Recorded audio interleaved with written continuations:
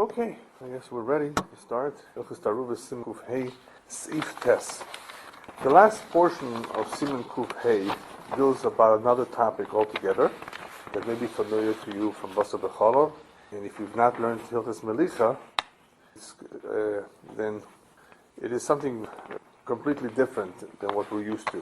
It deals with Melicha, it deals with salt, but it is mentioned briefly in Hilchos Basar as well.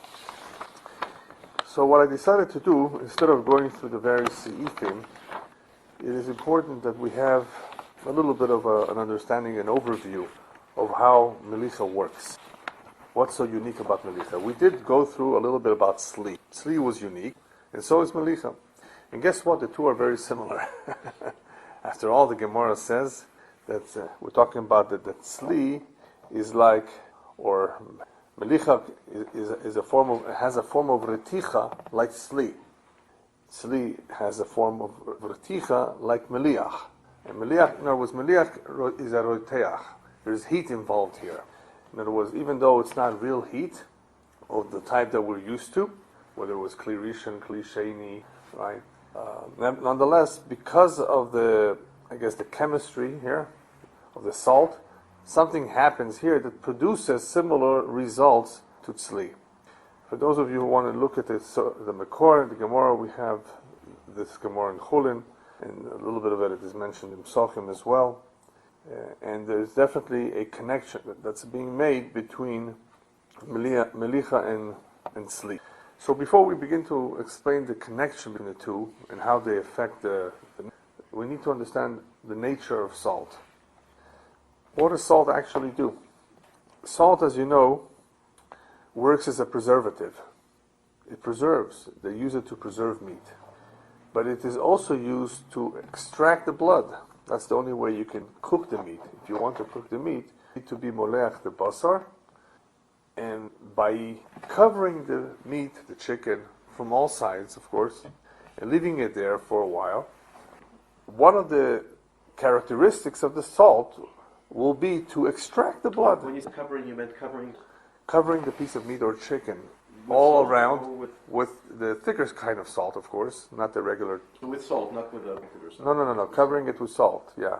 Pouring salt all over it, covering as much as possible all of it. That is the way you do Melicha, to remove the dam that is inside, if you want to cook it. And then we explained that if you don't have salt, you can roast it on a pit, as long as the blood has a place where it could drain. You don't want the meat to sit in its own blood. So you don't want to roast it in your broiler, for example, where it's going to be sitting on a tray. You bought some liver. Liver is all blood, basically. You need to broil it, right? You can't just cook it. So you don't want to broil it in your broiler to get the blood out. You need to do it on a fire, where the blood can drain. In the broiler, it's not going to drain. It's not going to have where to drain. That's an important point. So with salting, with Melicha too, when you're being moleach, for those of you or the mothers or grandmothers who did, they were aware that the placement was important. In other words, the chicken or the meat had to be placed in such a place where the blood can drain, can fall off.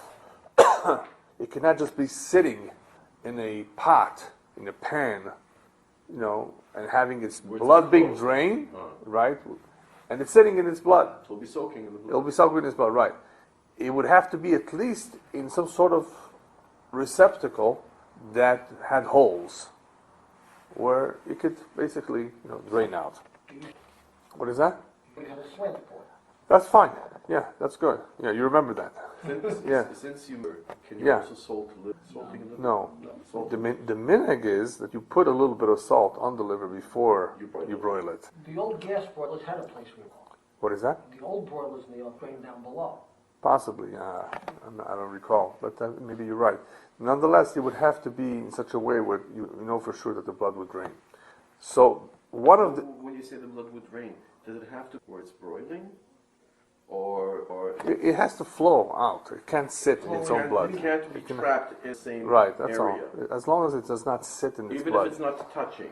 Sufficient that the blood shouldn't, or does it have to be completely out of the area? No, we're talking about that it should not be in its own blood. It should not be right So soaking. it's collected in a bowl below. Somewhere else, that's And okay. it's in the No problem. The heat is causing it to the blood also to cook and to steam and whatever. No, that's not a problem. That's not a No, that's not a problem. problem. Yeah.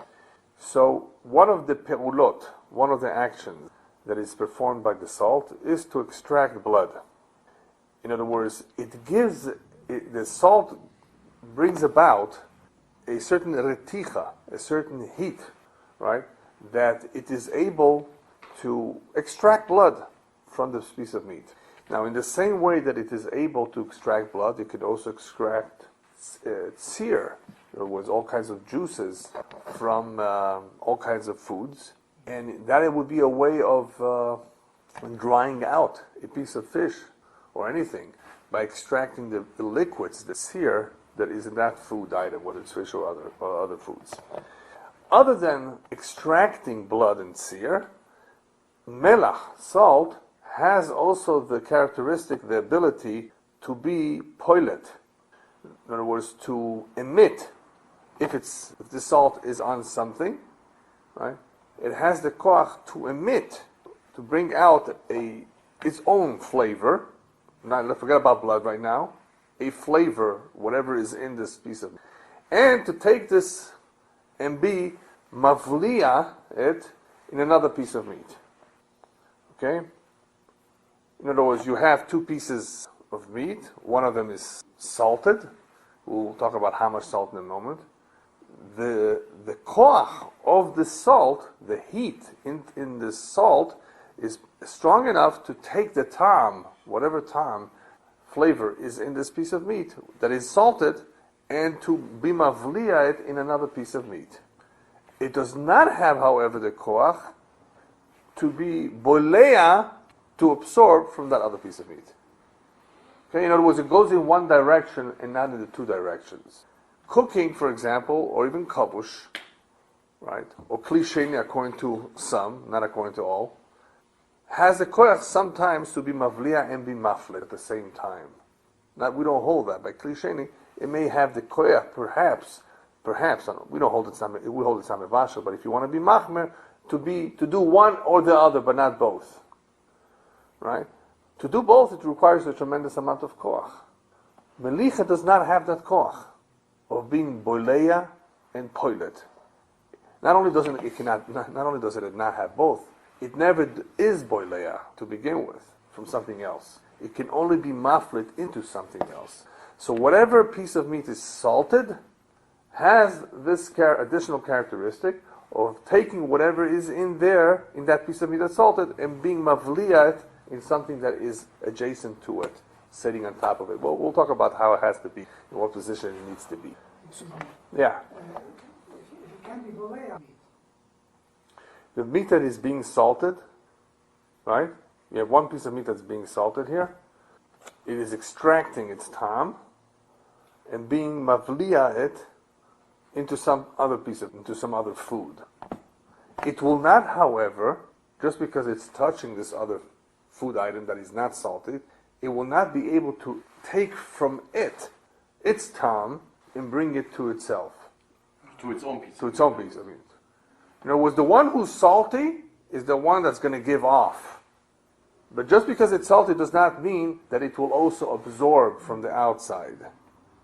As opposed to the two would be salty. Right? And that could be a problem. When we learn Hilchas Melicha, we'll talk a little bit more about that. But right now, it's just important to understand the way the concept of Melicha works, what the salt actually can do. So far that's clear, right? That's the koach of Melicha. Now, how much salt do you need to be able to produce? That's the next point that we're going to do. And this is a big machloikas in the Rishonim. And we may have to go through the Shitas next time around again. We need to review this because it's a little hard to follow. There's two Gemaras and there's two Rashis. There's Toises and there's various Shitas. But just to make it short and easy, Rashi says that when we're talking about salt, it has to be eno nechal machmas molchoi. I mean, that's the lashon of the Gemara actually. Eno nechal machmas molchoi means it's so salty that you can't eat it because it's so salty. So, but what does that mean? What does it exactly mean? So Rashi describes it that we're talking about, in one Rashi he says that you put enough salt, so much salt, that it's already lost its original flavor and it's very, very hard to eat. And in another Rashi, in another Gemara, he explains that that's the kind of Melicha you use, latznia, when you want to preserve food. Remember, no refrigeration in those days, right? This is how you do it with salami, I think, right? You basically, what is involved, to drying something out. You're basically drying it out. You're removing all the juices. You're mummifying it.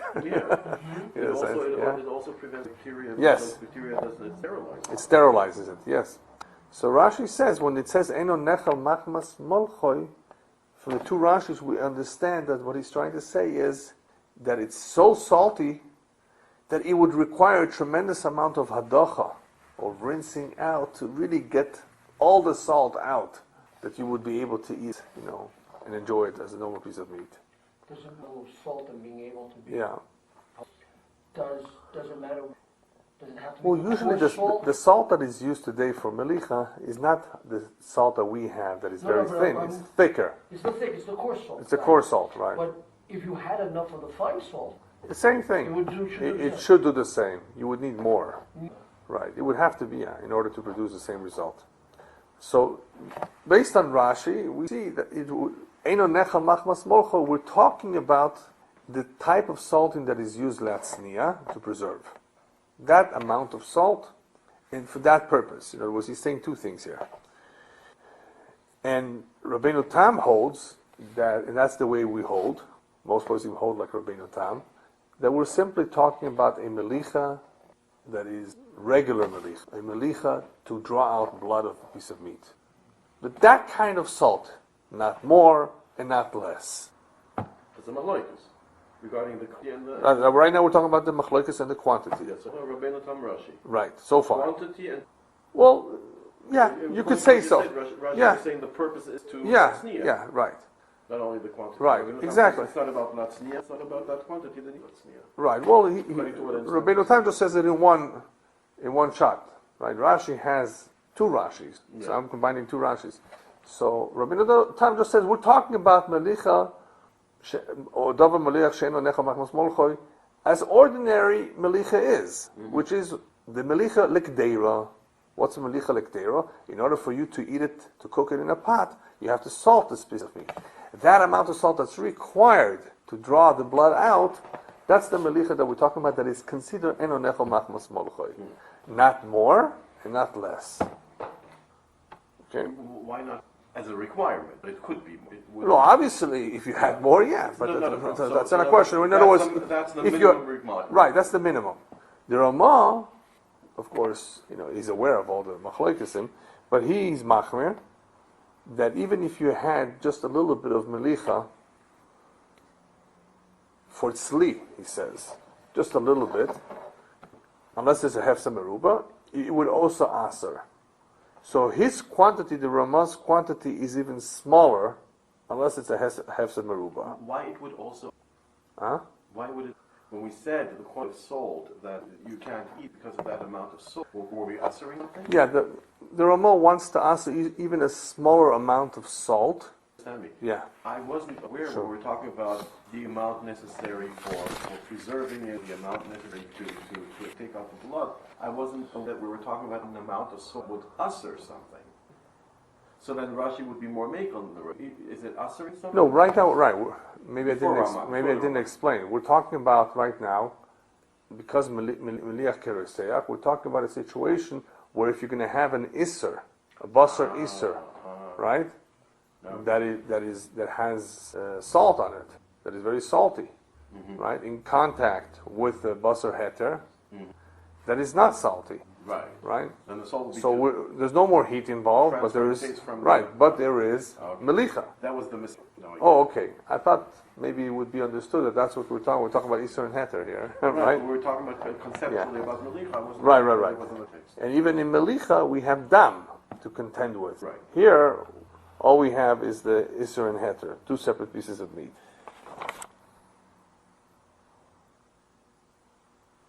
Yeah. Anyway, that's what the Ramah says. he says this actually. Let me perhaps read it from inside. For those of you who learned Basar b'Chalav, you may recall.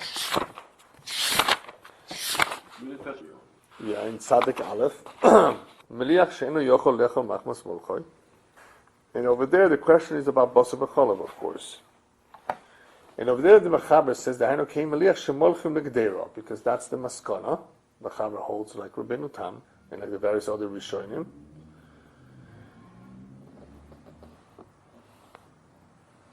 Let me see the more here.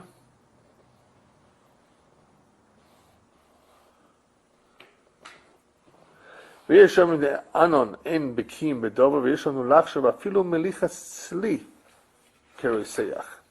Just a little bit, that that you salted just a little bit, like a melicha sli, that would be kiritech. It doesn't have to be like the melicha that you use to draw out the blood. So anyway, that's his shita. So he's the most machmer. But of course, when you have some meruba situation, we can rely on the majority of the poskim, the whole that you would need a large amount of salt in order to have a problem here. Okay? If it was just a little bit of a salty piece of meat, there was no heat involved, you wouldn't have to make a big deal out of it. Okay, so we've covered now the amount of salt. How about the time that's required for the salt to be on the heter, or the iser and the heter? How much time do we need? So here we have also machlokes. We have the Shita Saran, that holds that the Basar does not become roiseach as a result of the salt, unless it actually had the salt for a good amount of time. What is that amount of time? The amount of time that we use to draw out the blood from a piece of meat when we want to cook it. How much is that? Kedei shir mehalach mil, as long as it takes to walk a mil, which is close to a mile, which the Achronim explain is equivalent to 18 minutes. So even though Melicha should be done for more than 18, we do it for half an hour, at the very least it has to be 18 minutes. If the meat or chicken was salted for at the very least 18 minutes, we hopefully assume that most of the blood is out. So he's calling for... No, so right now, no. Since how much? Yeah, okay. He's using that same idea. Same logic. Yeah, same idea. In other words, it's not only that amount of salt that we're talking about. In order for this piece of meat that is going to present a problem, this iser meat, because it's going to emit flavors, in order to do that, it has to be that the salt was on the meat for 18 minutes. At least 18 minutes. What does that mean? It means that after 18 minutes, the way we understand this, then it's roiseach. It was a machlokes. Right. Or does it mean that it becomes roiseach right away as the salt is there? And 18 minutes is how long it will last for. Yeah. And after 18, you can forget it. Yeah. You have to actually go back to Tzadik Aleph and to Samach Tes in Hilchos Melicha to try to figure out what the Mechaber really holds. There's a shach on this, and we'll discuss it. It's not so clear. But it appears to be that the din of roiseach, here, at least according to the Ran, is only after it has sat on this piece of meat for the 18 minutes, which is what we use to extract the blood, because then it becomes roiseach. Before that, it's not roiseach yet. The Shach Paskins, no. The Shach and the Taz, they both say it becomes roiseach pretty much right away, from the first moment that it is salted. It has already the koach, it has already that heat, that element in it that is able to be mavliya. The salt, that characteristic that we said, that it's able to emit and puts it to be mavliya on another piece of meat, it has that from the very beginning. However, in explaining the Mechaber, who I said is not so clear as to what he holds, I mean, it is, but it's not. Some say it appears to be contradicting, but the Shach has a nice explanation. The Shach says that from Melicha, we understand that the Mechaber is saying that it's roiseach right away.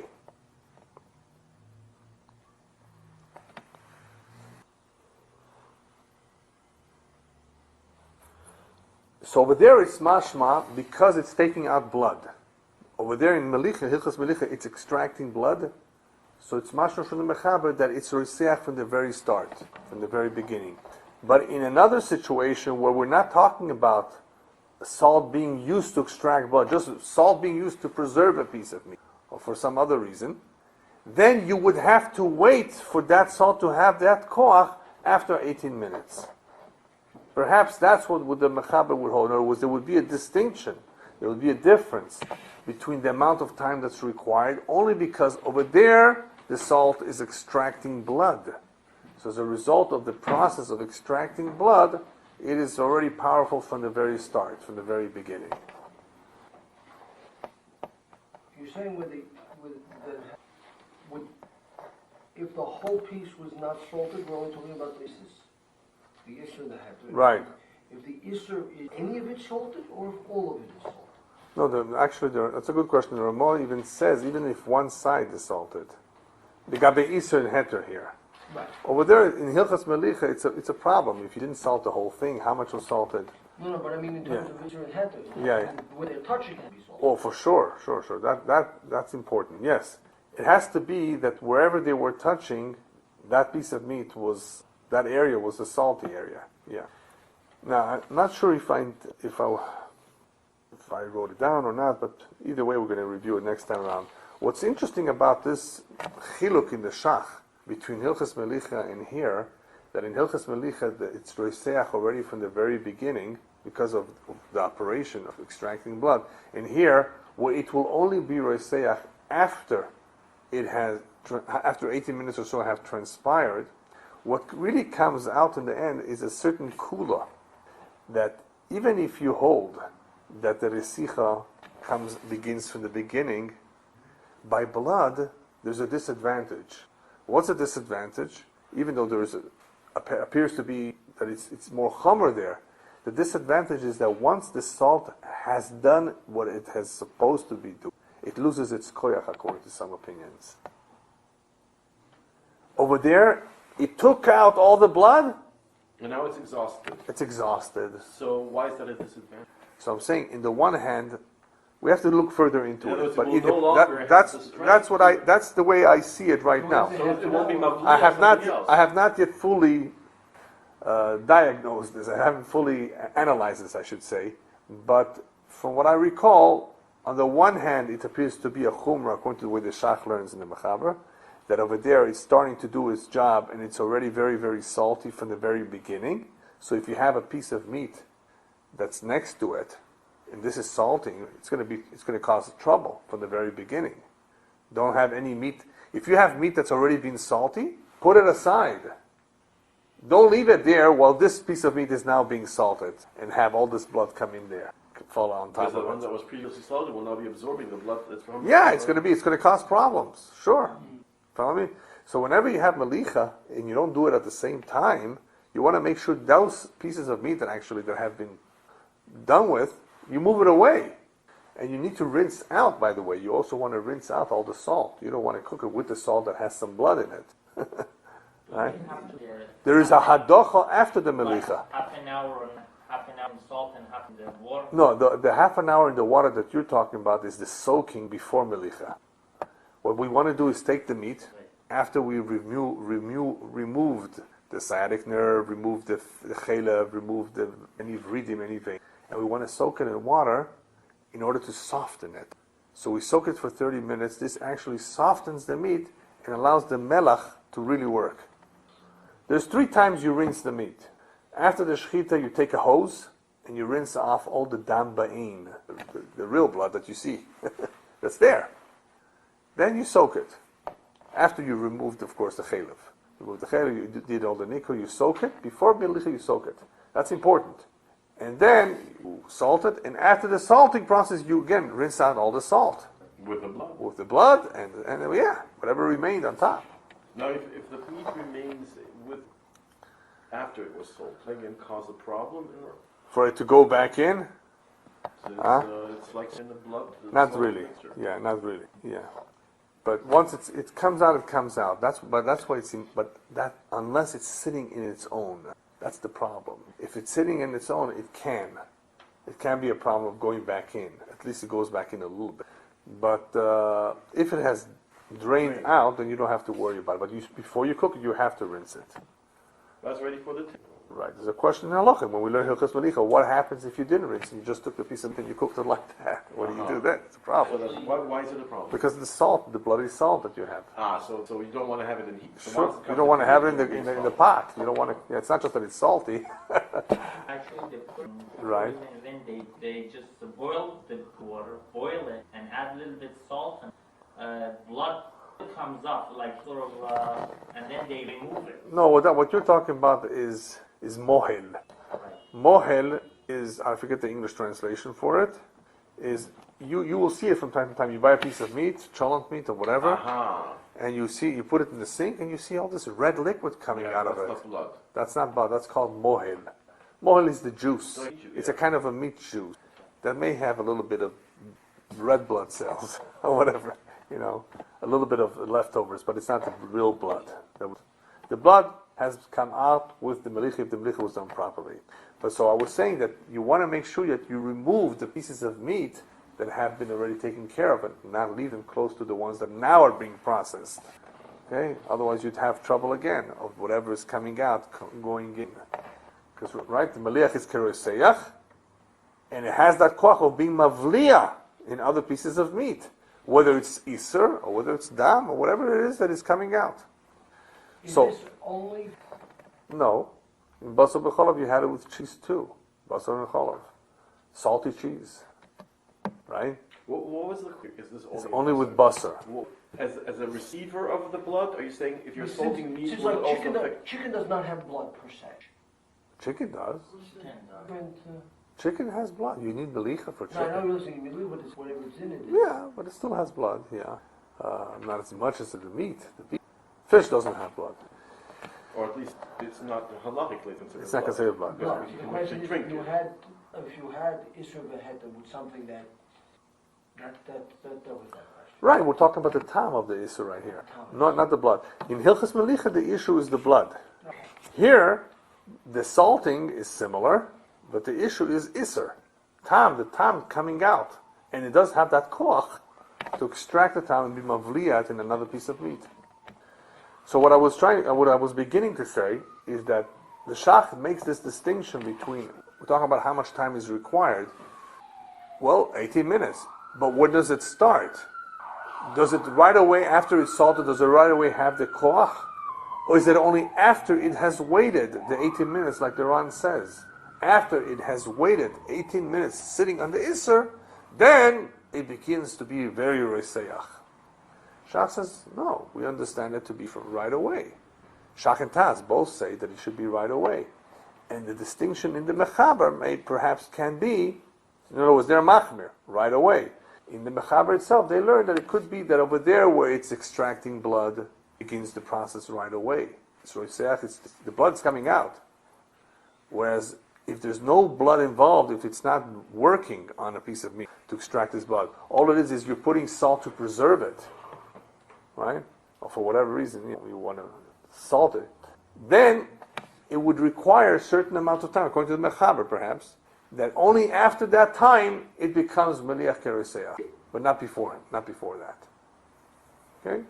And what's interesting about this is really, remember when we learned about kavush, sitting in water, how long does sitting in water required for it to actually take effect?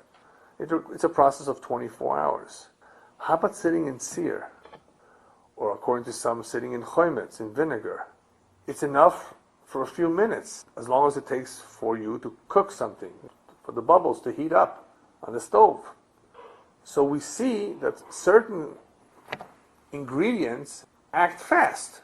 Seer is something that is salty too. The brine, spicy. It definitely acts faster. The question is how much faster. So that's the question here, as to when does the melech begin to have the koyach of Meliach Kereseach? Ran says it would have to have gone through 18 minutes. It would require for for the melech to work, the amount of time that is required for them to take out the blood, that is when the melech would have this koyach if it's on a piece of iser. Shach and Tas say no. From the very beginning, it's already kireseyach. But there's a difference in the mechaber. It could be that the mechaber over there says right away because it's already extracting blood over there. In the process of extracting blood, it's already kireseyach. But whenever it's not extracting blood, if it's on a piece of meat, maybe it would take, according to the mechaber, it would take a certain amount of time. And after which it would become Melicha kireseyach. So what I was saying is that in the case where it begins right away, there's one disadvantage. The disadvantage is on the next question. What's the following question? Till when is Melicha kireseyach? For how long does the salt have koach? There are some that say it loses its koach after it has extracted the blood. In that case of working on a piece of meat to extract the blood, that salt, like you said, is exhausted.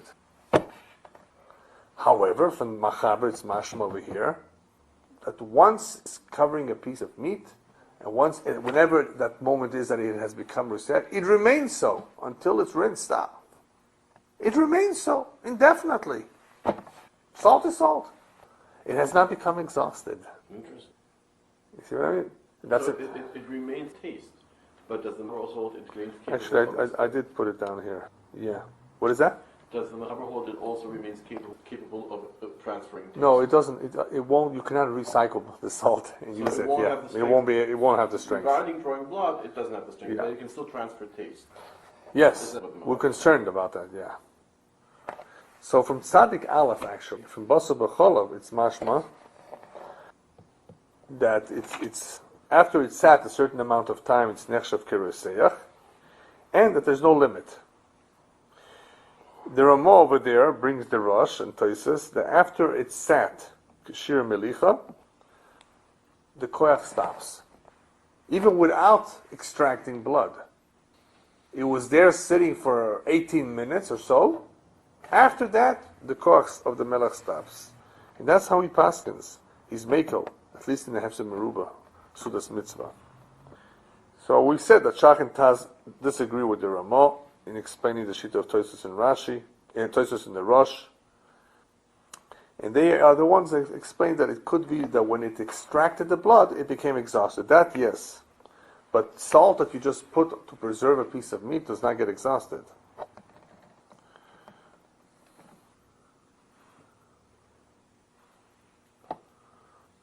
Shach actually is machmir that even in the case of Melicha, that the salt extracted the blood, the salt continues to still have koach. It didn't stop. It didn't get exhausted. The Shach himself is machmir at that, unless it's a hefsed meruba.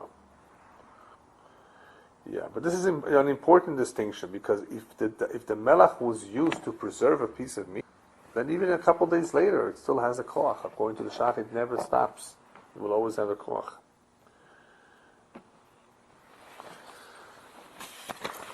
Okay. Next point.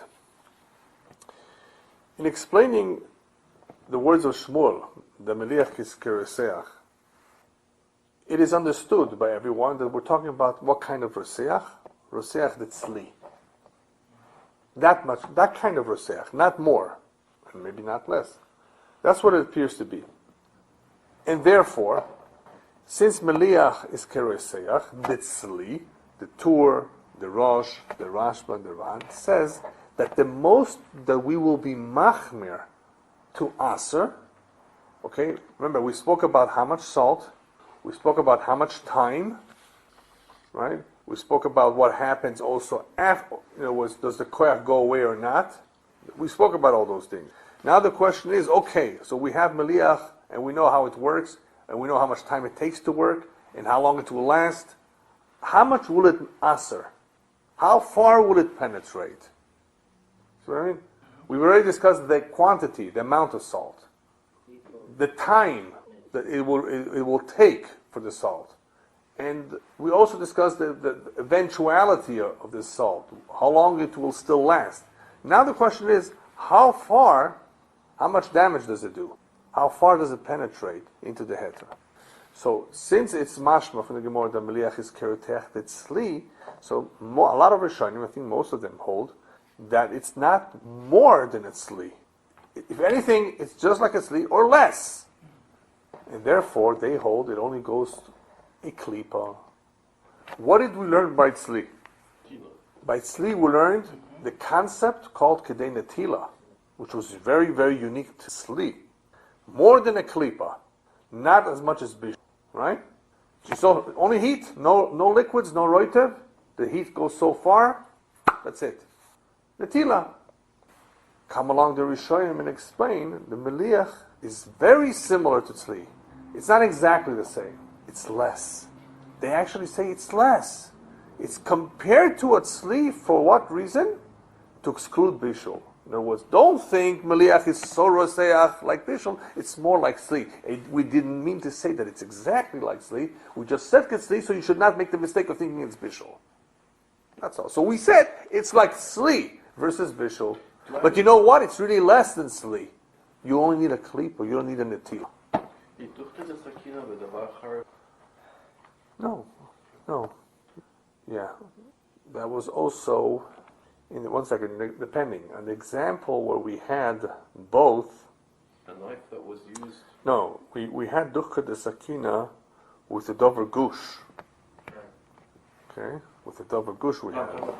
Yeah, but no, what I'm saying, but still we had, the duchka de sakina does intensify, does add a little bit to whatever it is that you have. Dover gush that was considered either a kli sheni or kli rishon, that was the question. Once you took it out, it continues to retain its heat or not.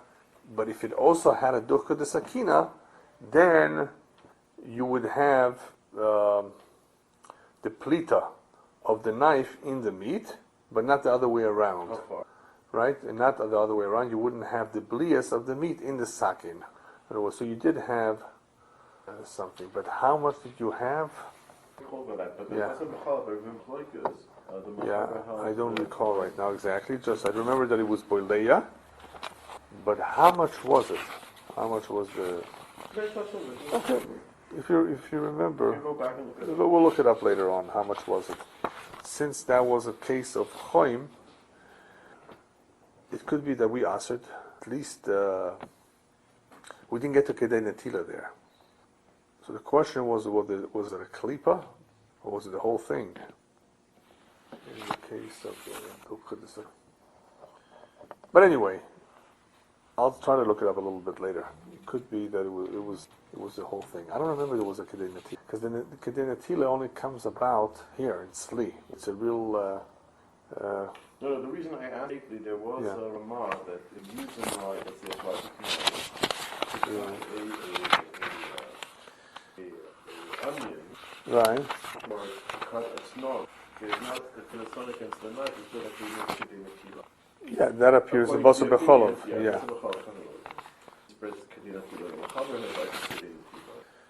It could be, you're right. Anyway, Yeah, we'll look it up soon. Okay, so the Rishonim say that even though we compare it to sleep, we don't compare it to sleep exactly 100%. It's like sleep, but it only requires a kedei klipa. So it's less than sleep. Just for the protocol, right? It has the same effect by swoosh. Where? Do we talk about Melicha also by? Or is it something that's... A liquid? No, a liquid would be very, very different because the whole thing would be diluted if you have liquids. No, it would be the same. Unless, of course, it's something that is kavush and something which is maluach. Mm-hmm. Yeah. Into the item and therefore still has kaya because all... Yes, that's a good point, a good question. What happens after you rinse it? And the Mechaber speaks about it. Mechaber brings pretty much mentions Rashi's Shita that... let's see if he says it towards the end. I have to see where he says it. That if it was very, very, very salted, in other words, to preserve, then it would still pose a problem even after you remove the salt. Let me see what that means. Let me see where he said. It's a good point. Yeah, in Basar B'chalav he said that. Meliach קיהן מליח דבוילה לאורחה. That kind of salting that you need to take for the way, that you're going to be on the road. אפילו לאחר שהדיחוי, even after you rinsed it, הווינו נחמת מסמולכוי. It can still be, like Rashi, it can still be considered too salty to eat. And it says, as long as you do, כל זמן שלא שור במים, דינו כרויסך, לסו כדי קליפה. It's interesting that he brings it over here and not over there. I didn't see it over here. You know why he doesn't say it over here? Very simple. Well, over there he's talking about people who may go on a trip. Here it's Isser Beheter. Why would you have Isser that's preserved here? I mean, you're not going on a trip, you're not taking Isser and Heter with you. It just happened to be that the Isser was salted next to the Heter maybe, but in other words, the scenario is not so shaykh here. But you're right. If that would be the case, it would be a problem too. That even after it was rinsed, it could be so salty, like Rashi says, that in that point, it still continues to be Risayach. Okay, another distinction that we're going to eventually look into that will help us understand the following seifim.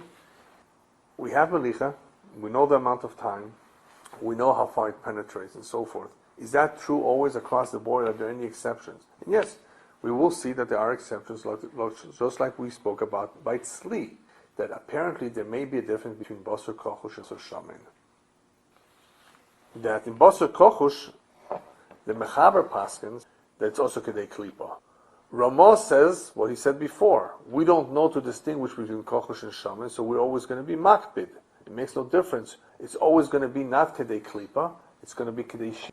Just in case this is a fatty piece of meat, because if it's a fatty piece of meat, then, just like by Tzli, there's something that will enable, because of the fat, to travel and to answer the whole thing, not just Kedei Kula.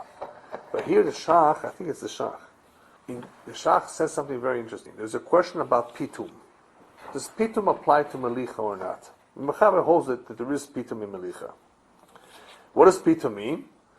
Ordinarily, I'm thinking that the one that has the salt is the Isser, and the one that's absorbing is the Heter, which is not salty. And that's the typical problem that everybody agrees poses a problem. The question is if it's a klipa or if it's more, that may depend on if the basar is shaman. Which basar? The basar ha'isur. If the basar ha'isur that's salty is not shaman, and the heter is shaman, that's the question of pitum, right? That's the question of pitum. So do we say pitum or not? The Mechaber says we say pitum by Melicha. That the heter can be mefatim the Isra. The Taz and Shach bring down the Marshal that even though we're machmer by pitum by Tzli, by Melicha we're not machmer. Halacha l'maiseh, Megadim says that that's the halacha. We don't hold that there is pitum in Melicha. But wait a minute. What difference does it make anyway? We hold like the Ramah. I think the Kaf HaChaim says that also. Just about everybody says Kimat. That we're machmer between kochush and shaman anyway. So what is the pitum going to make a difference or not? What pitum or not? You follow the question?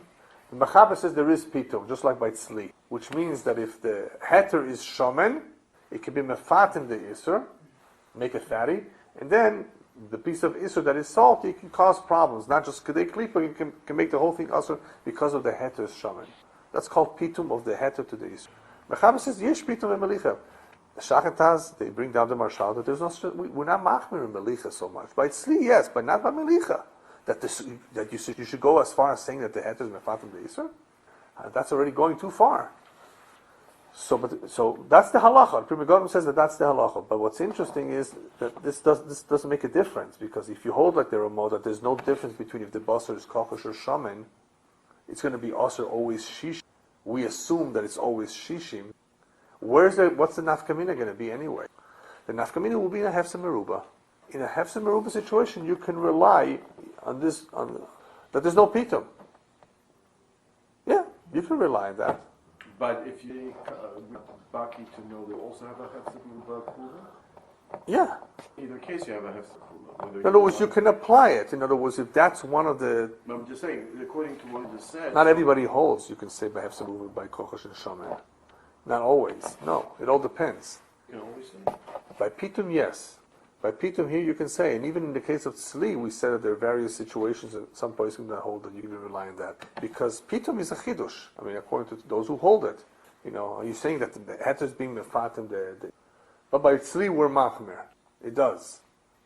But by Melicha, Mashal says no. The Shachan says no. Pri Megadim says no. We don't hold it. But since Kochosh and Shaman, according to Ramo, is the same anyway, we're not going to make a distinction. It's always going to be Shishim. We don't need the Shaman to Mefatim, because the Kochosh has this of Shaman anyway. Right. So instead of going as far as Klipa, it's going to go at Shishim. If you follow the Ramo, that we don't make a distinction between Basar Kochosh, lean meat, and Basar Shaman, then this idea that Melicha only asks Kedei Klipa is not relevant. It's going to answer the whole thing at Kedei Shishim. Unless you know for sure that this is a Basar Kochosh. Or like the Shach says, if it's an Isur D'Rabbanan, you could be Meiko. He says by Isur D'Rabbanan, you could be Meiko. That it's Klipa only, if it's Kochosh. Or if it's for sure Kochosh. In a situation where right? We saw this in Tzli. So here too, what's the nafkamina? What the Pri Megadim telling us that this is the halacha that we don't hold like the mechaber that is pitum in Melicha. The nafkamina is that since you hold like the Ramah, at least in the Hefsem Meruba you can rely on this that there's no pitum. That last didn't get. Yes. If you hold like the Ramah, the Kochosh and Shomen are the same. So I don't need pitum to aser. The absence of him is not right. It's not going to. Right. So if I hold like the Ramah, then I don't have the kula of. I would only have the kula of Meruba if I don't hold the Ramah. So now the lead piece is a lead piece. My only problem is pitum, and now I can say in the Hefsed Meruba, I hold that there is no pitum. Right. But if I hold like the Ramah, I don't have the kula of Hefsed Meruba. Because then the pitum isn't the problem. It's that I'm viewing the lead meat as a fatty one, because I don't know what the difference is. So then whether I hold by pitum or not doesn't make a difference. No, you're right. Yeah, but there are situations where. I thought that was what you meant, by the way. But There are situations where, because we're machmer, okay, that the iser, we assume that this is, we think it's kochosh, but we don't know for sure. So we say that it's going to aser at shish, because we're not mafchin ben iser, ben kochosh l'shamen. However, even though that's the case, if the whole problem that's coming about here is because of the pitum, okay, if my whole problem that's coming about here, why would it be no? What? If I say I don't make a distinction between kachosh, fatty, and right. So right now I'm dealing with two pieces of meat. One is a heter. Both are fatty because I'm not making a distinction. Why is the pitum the problem? Okay. You're missing a link. Maybe. Yes, exactly. That's why. Yeah, you're missing a link. Okay, so let me go back to one more point, and perhaps that will clarify. It's a good question because it seems to be like the two are independent of each other. There's a question that I think the Shach brings up. The Shach, yeah. Where is pitum shayach? Pitum is shayach only if the heter is maliach. If the heter is the salty one. Okay? If the iser is the one, that the fatty one, okay? Oh, listen, you said the salty. Now you said fatty. Salty. Okay, all right, sorry. If the iser is the one that is salty, which is usually it is, but it's not fatty, it's kochush, and it's relying on the shuman of the heter, then we don't say pitum. In other words, the Shach explains, in order for pitum to work by melicha, it's not enough that the heter is fat, I need the heter to be salty as well. If the heter is salty, okay, and the iser is tofel, then you can say pitum. Why? I thought if it's salty, it is maflit but not bullet. No, we're talking about pitum right now.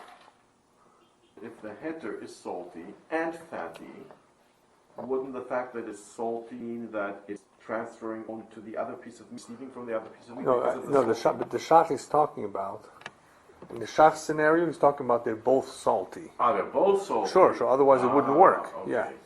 But there's two situations. Either they're both salty. Mm-hmm. Either the heter, in other words, the heter is the one that's, we're talking about pitum here, the heter is shaman, or the heter is tofel. Tofel is the opposite of shaman. I'm sorry, tofel is the opposite of being salty. Uh-huh. Okay? Tofel is not salty. So his distinction is that we're talking about a situation, in order for pitum to work, it would have to be that the heter, okay, that is fatty, is also salty. Also salty. And the Isser? And fatty. The Isser is always salty. So the Isser is salty anyway. Sure. The By Isser has to be salty by default. Yeah. So the Isser work. being salty. Right. So my question is, Yeah. will I need 60? Is that what I'm trying to establish? Yes. Will I need 60? Will I need 60 or not? The Isser is salty. Right. So Kedei Klipa it will Aser because it's salty. Right. Now the question is, do I need 60? Why would I need 60? Because the heter is fatty. But the heter is fatty doesn't mean anything yet. If the heter is fatty and salty, the salt of the heter will transfer the fat of the heter. Only then will the pitum work, right? Remember pitum by tzli? We never spoke about salt then. We spoke about tzli. Yeah. So there, you have this concept of the heter being mefatim the isur because of the heat. And then the tzli asers the heter all the way to the shishim. Here we have a new concept that melicha is like tzli. So the question is, will pitum work in the same way it works by tzli? And some say no, some say yes. So the Shach says that the way he understands it is that when does pitum really work? If the heter itself is meliach. If the heter itself is not only fatty, for it to work, it would also have to be salty. That's what we're talking about piapua. Yeah, that's when you would have piapur. Yeah. So therefore, based on that, maybe that's the link that we need over here to understand that in a hefsed meruba situation, you have who to rely on. You didn't need additional sfekas or whatever. You have this additional heter that If the the what? if the Melicha is always more important than whether it is, because whichever the Melicha is Balaya on the other, the Isser. So why do we do it all, whether it's Sham? Because we're talking here about not only Klipa, and about 60. 60 would come about through Sham. In other words, if the Isser that was salty was fatty in its own right by itself, we'd need 60 against. If the Isser was not fatty, none of the pieces of, and the Isser is salty, then I need Klipa in the heter, right? Because it's salty. Now, if the Isser is not only salty but also fatty, then I'll need 60. Because it's fatty, it's mitapeh. Remember, we hold all you need is a klipa by Melicha. Right. Unless it's shomen. If it's shomen, by the way, everybody holds. You need ad kedei shishim. So now the question, if the heter almost everybody. Eventually, we will see there is a shita, the Ramban, there's a Rabbi Elyahu, there's several shitas that even by shomen. Some say it's a das yochid that we don't hold by, but it's not so pashut. That even by shomen, Melicha never goes beyond the klipa. And this is important by a sveka. There's a big question where you can introduce this das yochid, even though it's not really das yochid, to make a sveka or not. But it's important to know that because most poskim hold that if it's shaman, it does travel far in a melicha, and therefore you will need shishim to counter it. So now the question we have now, if just to finish what he was asking, if the heter is fatty and the isser is, in the case of tzli, we had the case that the fattiness of the heter will also make the isser travel in the heter, and therefore we need tzli. The question is, do we have also such an exceptional din by salting? Because remember, by melicha, it's the isser that's salty that's causing the problem. If the heter is the one that's salty, what did we say about the way salt works? It only gives off, it doesn't take. Right. It has to be that the isser is salty or that they're both are salty. Right. So the Shach says, in order for pitum perhaps to work, the heter, it would also have to be salty, because by itself, to also be mefatim by melicha, you don't necessarily say. So it could be that based on this kula or this machlokes, whether pitum works or not, we can use it as an additional heter whenever there's a shaila, b'kochu, shaman, yes, but nevertheless, the whole problem here is pitum, is it a problem? It's salty too, but who says there's pitum? You know what I mean? Who says that the pitum works at all? Then, based on this, we would be able to be mekel and have some meru. So anyway, these are just some of the concepts of what we're going to be facing. The rest of them, the rest are halachas. There's the halachas, of course, of Taaruvot we will be seeing, how that applies by Melicha. The Isur Dovuk, for those of you who remember the concept of Isur Dovuk, we're talking about something being salted with the fat on it. No, it's still attached. The chalev is still attached to it, versus does it make a difference as opposed to if it's next to it. Remember, because if it's an Isur Dovuk, we have the opinion that holds it's boilea, it absorbs faster. Does that mean it absorbs more? So these are the kind of halachas that we will be learning through till the end of the Siman, and Mitzvah Hashem when we come back.